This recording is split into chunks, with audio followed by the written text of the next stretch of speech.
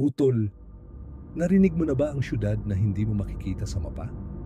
May mga nagsasabing nakita nila ito pero hindi na nakabalik.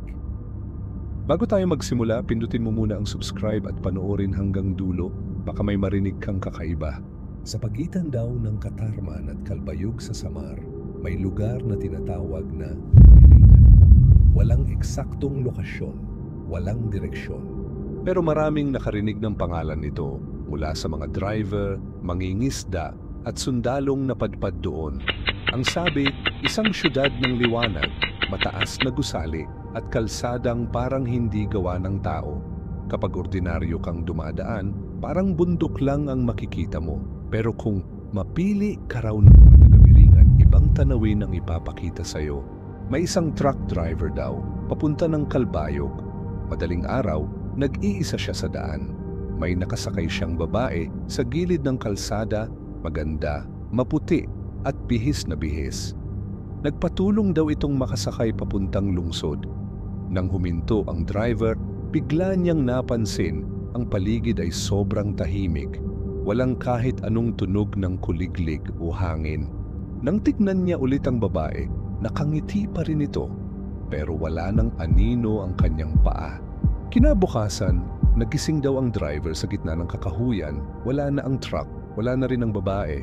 Pero sa harap niya, may malapad na daan, parang sementado, may marka ng gulong at ilaw ng mga poste. Tinahak niya ito hanggang sa unti-unting naglaho ang kalsada at puro damo na lang ang kanyang nilalakaran. Simula noon, hindi na siya bumalik sa Samar. Sabi niya, kung may maririnig ka raw na tinig na nagyayayang tumingin sa liwanag sa gitna ng kagubatan, huwag kang liliko. May mga teorya ang mga lokal. Sabi ng iba, dimension daw ng mga nilalang na mas maunlad sa atin. Ang Biringan ay hindi kasinungalingan, kundi isang lugar na hindi para sa lahat. Sinasabi ring doon nagmula ang mga taong biglang yumayaman o ang mga nawawala ng walang bakas. Mayroon ding paniniwala na ang Biringan ay nasa pagitan ng ating mundo at ng ibang daigdig, isang lugar na lumilitaw lang sa mga taong hinirang o sinusubok. Utol, minsan sa paghahanap natin ng mga hiwaga, nakakalimutan nating may dahilan kung bakit may mga bagay na hindi nakikita. Hindi lahat ng misteryo kailangan mong pasukin.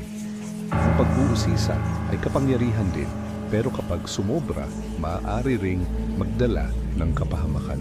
Kung nakita mo ang Biringan, utol, huwag mo nang ikwento. At kung gusto mo pang makarinig ng ganitong mga misteryo, pindutin mo na ang subscribe at notification bell. Dahil sa susunod nating kwento, baka hindi lang syudad ang mawawala, baka ikaw na mismo.